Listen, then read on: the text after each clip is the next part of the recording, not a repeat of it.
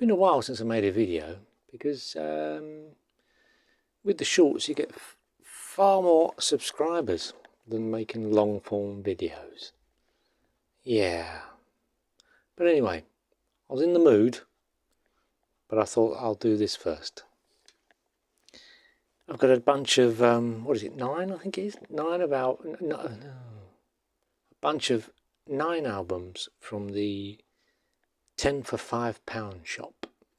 And the albums I got, I didn't think they were that interesting or good, but actually they happen to be more interesting than I thought. So let's start. First up, Donovan. Now, I don't know much about Donovan really. I mean, everyone's heard of him, but I've not really heard many of his songs apart from the mega popular ones. That's not easy to say. Mega popular ones. Songs of, for the listening of. A golden hour of Donovan. So the fact that they've squashed an hour on here means the quality is not going to be very good.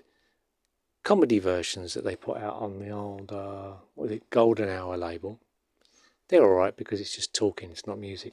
But I thought I'd go for it, mainly for the cover, to be honest, and to make up the 10 for £5. It's not always easy to do. You might find 5, 6, you just can't find another 4. Anyway, yeah, 10 tracks aside, so they've squashed it all on. But I thought, well, I'll give it a go. There's the old Golden Hour label. Now, I don't know whether you can see this, but I'm going to try. The Golden Hour covers. The Golden Hour covers always had an embossed sun on them, like this. But it's embossed in the cover. Can you see that? No, I don't think so. Anyway, you'll have to take it from me. No, it's there. I can feel it. Ooh. Yeah, embossed cover. It's not that the content is bad, it's the electronically rechanneled for stereo. And whenever you see that, it usually means a disaster. Some of the Who's record music is one of the worst for electronically changed. It's just terrible. And Jimi Hendrix, some of his stuff is just terrible. You've got the drums out here and the bass over there and the guitars 2 streets away. It's pretty bad. It's when we were changing from mono to stereo and it didn't quite work, changing mono to stereo, like I said. So yeah, poor old Donovan. I could only suffer about 3 tracks and it's just a total challenge to listen to. So yeah, nice cover, but never mind Donovan. Donovan? I shouldn't have had that Kit Kat. The sugar's gone straight to my head. Yeah, Donovan, I'll have to discover him on a more orally pleasing format. This one, it's a bit of a mystery. I don't know. What is going on here? I don't know. Now the band, as far as I can work out, it's called Bloodsport. On very heavy vinyl. And it had a free CD as well with it. Is there a CD in there? Yeah, there it is. It's got a CD as well, which I wasn't ready for. And I thought it was a 12-inch single, but what it is. See, I'm confused. It's a 12-inch single, but this is an album. I'm not quite sure. And even though there's a ton of writing, it's yeah, I'm none the wiser. The record, yeah, not up my alley. The CD was better. I think it's got like a 17-minute track on it or something. Bit Fela Kuti almost, but a damn sight better than the record. But yeah, I gave up trying to understand. Next up, Kid Creole and the Coconuts. Well, I mean, this is just such a great album. Every track is a classic. How many were singles? Only I'm Not Your Daddy, I'm a Wonderful Thing. They were singles. Stool Pigeon was a single. I don't know whether Loving You Made a Fool Out of Me was a single, I don't know. But I mean, it's just packed full of great hits.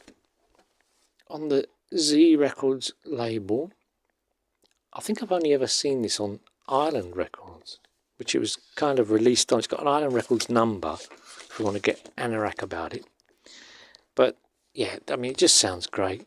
Just some great songs, some excellent musicians.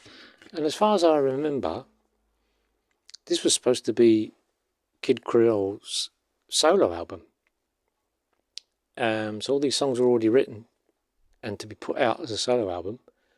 But I don't know whether he changed his mind or the record company changed their mind, put it out as a band album. And of course, the rest is history. These mega hits. Ooh, I've got a picture disc of this. Hold on. Lucky I remembered. Oh, it's my notes. Great sound, plenty of bass and treble on 0, on amp, sounds fine. January 24, so that's when I got it. January 24. Now I got this in an Oxfam, and I think they thought it was a 12-inch single. I think they just looked at it, and it was I think it was £4. Wow. Now usually picture discs sound rubbish, but this one doesn't. It's got really, as my notes say, it's got a ton of bass and sounds flipping great. What we got next? We got Steve Harley and Cockney Rebel. Is that what it says? Yes, Steve Harley and Cockney Rebel. I've seen this album many times, but I kind of passed it up because I thought this is like real commercial period. I was thinking Come Up and See Me Make Me Smiles on this, but it's not. I've got 2 other Cockney Rebel albums, the first one and the second one. Can't remember the titles. But again, it was in the 10 for £5, so I'll give it a go. And I was intrigued that the first side had got 7 tracks on it. Side 2's got 6 tracks on it, clocking in at 25 minutes. Wow. Okay, so look inside. There's Steve there. Sadly passed away fairly recently, didn't he? Yeah, quite an interesting label. We used to have picture labels for a little while. This was like a newish thing. But when I say I thought this was his commercial period, I was wrong. Very wrong, in fact. The only commercial song on here really, well, 2. One is Here Comes the Sun, which is George Harrison's song, which they've done a very different version of. And the other one is the title, Love's a Prima Donna. They are obviously the singles, but the first song, Seeking a Love, it bursts out of the speakers and you think, crikey, what is this? It sounds like you've started the song halfway through a song. It's quite I can't even describe it. Check it out, Seeking a Love by Cockney Rebel. You'll just go, what is this? In true Steve Harley and Cockney Rebel tradition, this isn't commercial at all, really. And that track, first track, Seeking a Love, is just, crazy. And there's just enough in here to keep it interesting. It's all over the place. Really interesting. It's one of the albums you've got to listen to at least 3 times to understand what's going on. And the title track, Love's a Prima Donna, and the George Harrison, George Harrison, Here Comes the Sun, are a little bit of a breather. He didn't go for the easy hits, old Steve. Next up, Walker Brothers. Now I made a short of this, and it was very popular. I think I got 6 subscribers just from a short of this album. So yeah, again, I just got this to make up the 10 because I've really not heard that much of the Walker Brothers. Again, it's sort of before my time, and you know them, but do you know them? This was a big surprise, actually. This is on like a cut price Philips, but I think it was originally on Philips when it came out. I'm not sure. But this is a lot more interesting than I thought it was going to be. Yeah, but some of the more adventurous ones, They're quite interesting, which was a big surprise. Big surprise. Walter Brothers. Oh boy, that Kit Kat's hitting hard. The Walker Brothers. Let's move on before it falls apart completely. Bill Haley in the comments. I'm always get their albums, cheap albums, because there's just so many different versions of the same thing. But now and again you will pick up a good version or a good pressing. And the usual thing is to crush too many songs on each side, which I've gone on about before. But on this one, it's only got 6 per side. So I thought, well, that's a good start. It's it looks like it was issued in Germany on the Carousel? Yeah, Carousel label, which I'll show you. It looked in really good condition, and it is. Quite a nice label, that really.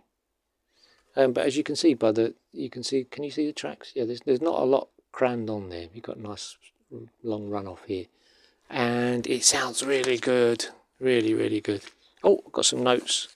Good condition, good content. There you go, March 26th, which is when I got it.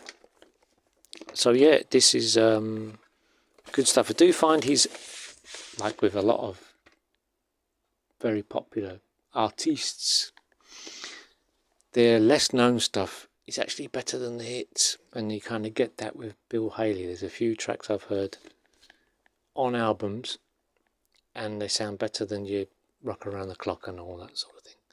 I'm trying to read the price. Oh yeah, it's Deutschmarks. There you go. That shows you how old it is. Before euros. DM 6.95. Next, compilation. Oh, compilation album. I can say it. Compilation album. Heads In. This is a wow. What can I say? All right, I'll say it. It's a badly presented thing. What's with the mod bike on the front? Is that a mod bike? It looks like it, doesn't it? It's a gatefold, but it's one of those gatefolds that's totally wasted.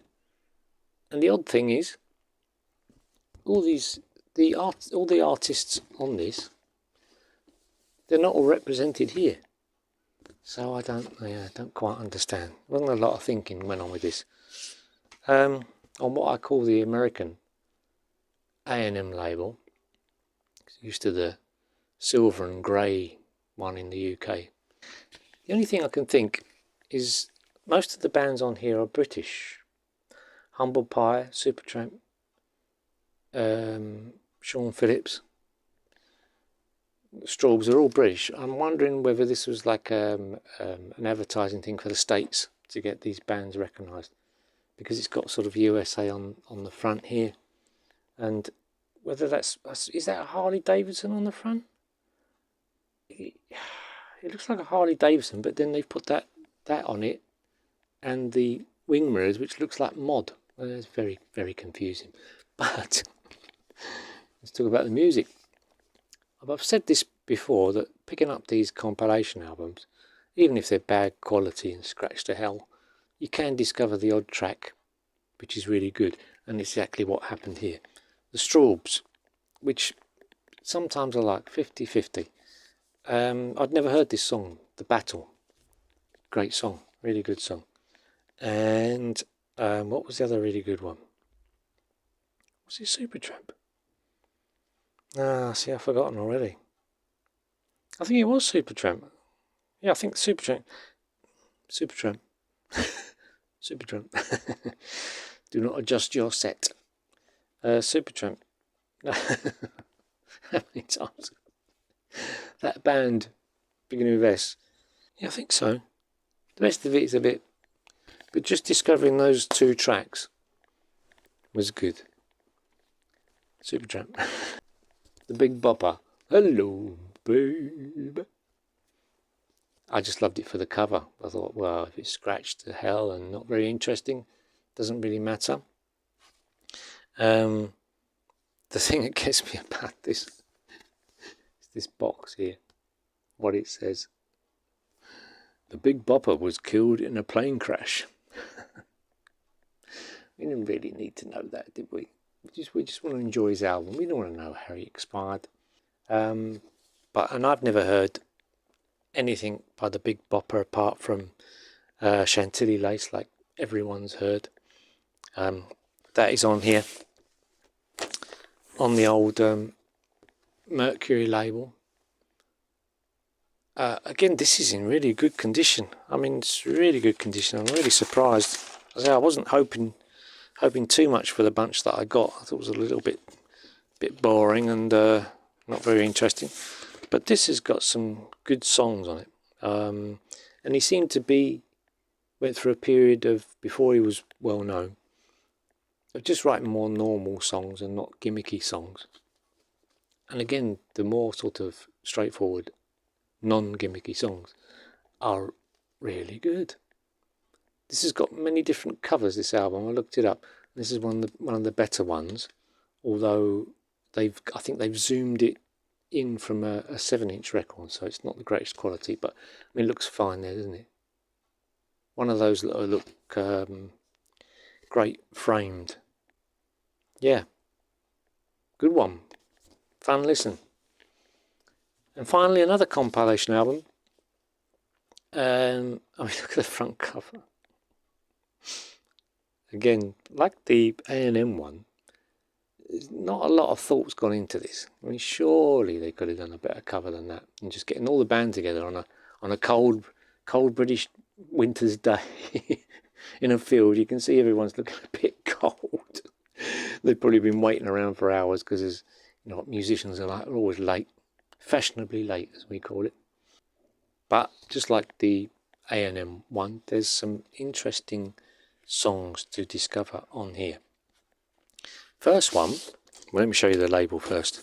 It's on the, it's very heavyweight, before heavyweight was invented. Is that upside down? Yeah. On the Island Pink label, it's got the person's name who owned this. Hilary Williams. Thank you, Hilary. Got one of your records. I'm showing it upside down again. Yeah, pink label. Said that, but it's quite heavy. Nice heavy pressing. But as I was saying at the beginning, this is another one of those compilations where you discover some interesting stuff. For instance, on this album, a song for Jethro Tull. I've never heard that one, and it's got a great beat to it. The drum's got a great. It's got a great drum sound on this track, Song for Jeffrey. And Ian Anderson doesn't sound like Ian Anderson. He sounds like, almost sounds like Captain Beefheart a little bit. It's going that way, and he's miles back from the microphone, so it really gives it a Captain Beefheart kind of feel, really. And that's a good song. I'd never heard it. What else? Was there any other good stuff? But what was the other good one? See, I'm just like the other album. I only played it the other few days ago.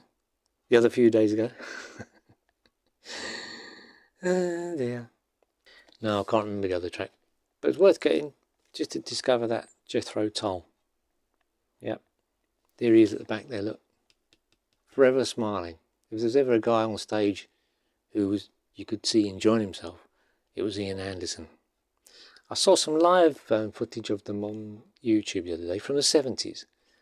And one thing about Jethro Tull albums is they're not produced that great or not pressed that great. When you listen to them, you have to turn it up, turn up the bass, turn everything up to get a decent sound out of Jethro Tull. But I saw a live video of them on YouTube, and wow, they had a really beefy sound live. I bought some more this week. There's one of them there, Green Slade. I haven't listened to it yet. There's a couple more, and no doubt when I'm out and about with my free pass, I'll no doubt get some more. Why not, eh? Right, see you in the next one.